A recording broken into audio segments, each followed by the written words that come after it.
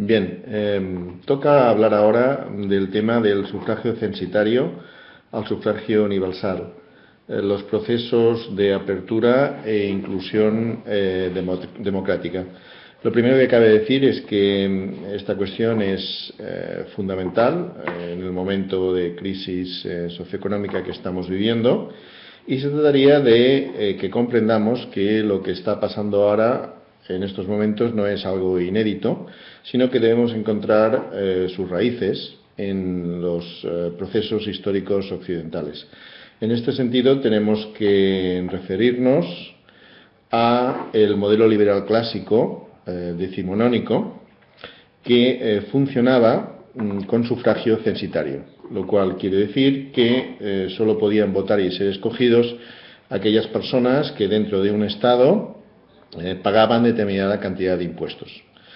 Lo cual significa, y hay que decir las cosas por su nombre, que la identificación entre liberalismo y democracia es un error. El liberalismo clásico no es democrático en la medida en que el planteamiento es rigurosamente elitista. Es un sistema que funciona en torno a la realidad y los intereses y, por tanto, los privilegios de una minoría de la población. Porque, lógicamente, el resultado de una votación según sufragio censitario era un parlamento constituido exclusivamente por propietarios. Es lógico pensar que el tipo de leyes que esta gente diseñaría reforzaría y permitiría la reproducción del sistema absolutamente a espaldas de las capas populares. El modelo liberal clásico decimonónico funciona relativamente bien en unas primeras fases a lo largo del siglo XIX porque logró compaginar los intereses de los diferentes grupos que podían constituir lo que podíamos denominar como el grupo social, el grupo social dominante. Pero en la medida en que el liberalismo triunfante a lo largo del XIX en diferentes países logra eliminar todo aquello que impedía el desarrollo de una sociedad liberal capitalista, y por lo tanto ahí se acaba la revolución liberal a partir del control del Estado y de la promulgación de un ordenamiento jurídico liberal, nos encontramos que aparecen las disfuncionalidades, la denominada prototípicamente cuestión social, que es el abandono político de las capas populares que ven cómo se han destruido los mecanismos de equilibrio de la sociedad de antiguo régimen y en ese momento, en las primeras fases de desarrollo capitalista, no se ha construido un sistema de compensación de esas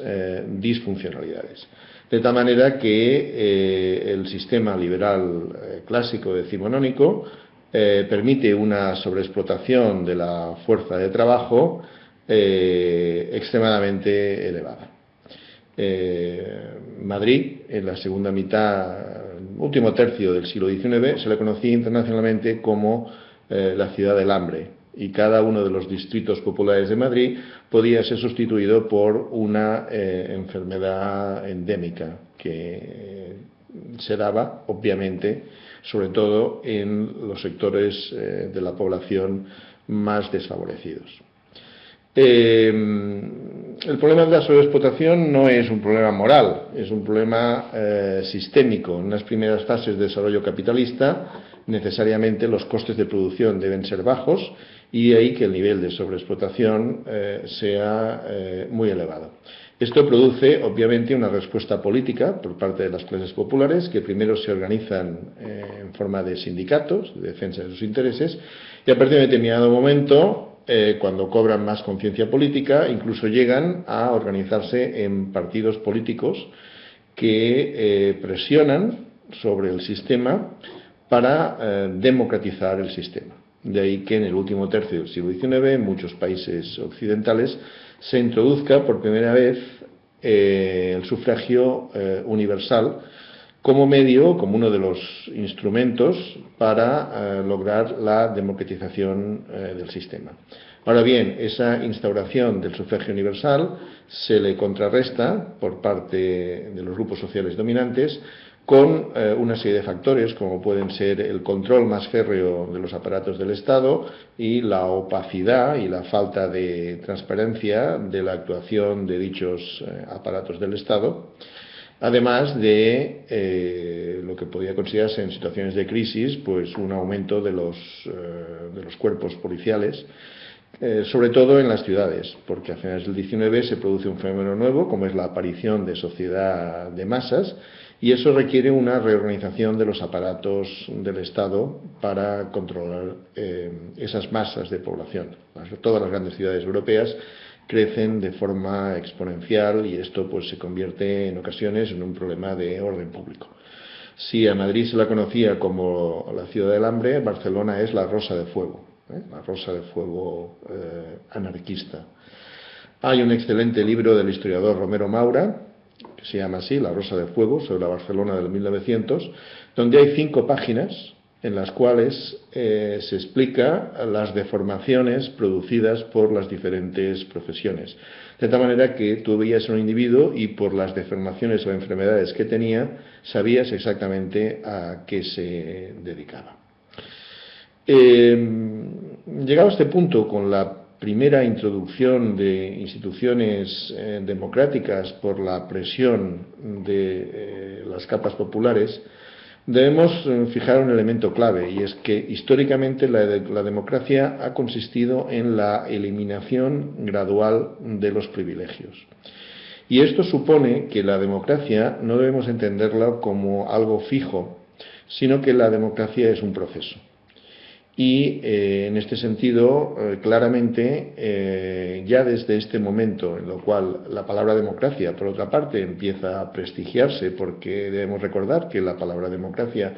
hasta mediados del siglo XIX tenía unas connotaciones negativas, ¿no?, provenientes de una cultura elitista, aristocrática, que esto ya nos llevaría incluso a la antigüedad en Grecia.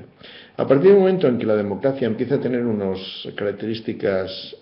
no peyorativas, unas características positivas, se establecen 2 concepciones claramente diferenciadas de lo que debemos entender por democracia. Es una palabra polisémica a la cual hay que darle contenido. Una concepción liberal conservadora,